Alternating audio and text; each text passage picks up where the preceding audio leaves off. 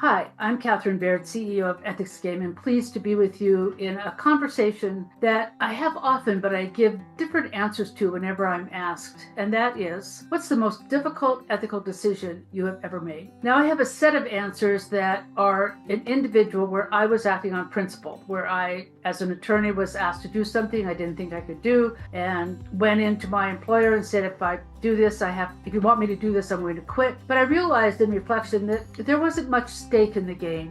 I could quit, I had another job, I was easily employable, and so I could take a stand, but it didn't have any long-term consequences. The most difficult decisions I have ever made are those that have long-term consequences. An example is I'm the CEO of Ethics Game. We are a micro enterprise. At our height, we had 15 employees, mostly hovering between 8 and 12. And I happened to have people in the leadership positions who didn't like each other very well, didn't respect each other very well, and were vying for their attention from me. Did I respect their ideas more than the other one?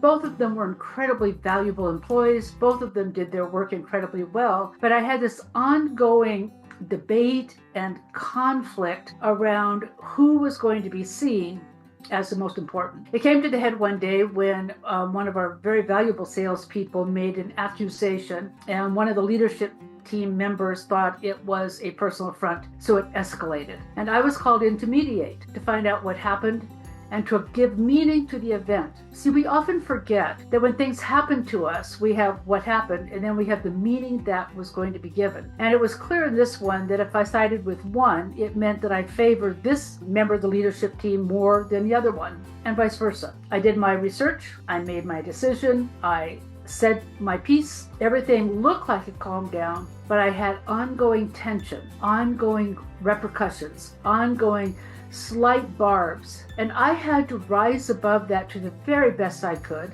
I had to figure out how to not let the chaos and the chatter among the folks who reported to me impact my decision. The interpersonal decisions where we have ongoing skin in the game are the ones where our values and our skills are tested the most. You see, they come against your own failures and your own fears. My greatest fear is that I'll be seen as a failure.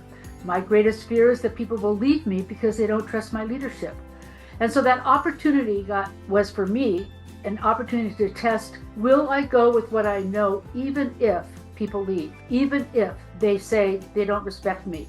Do I respect myself enough to continue in this action? As you think about your ethical dilemmas, they're going to come for your fears. They're going to come for your anxieties. They're going to come from the places you feel vulnerable. Mine was around being good enough. Yours may be something else. So when that happens, I invite you to look at the deeper meaning and see what about yourself is being challenged that will give you an opportunity to grow in confidence, in skill, and ability to make a difference even when people around you disagree. I hope that helps just a little bit. It is not an easy question.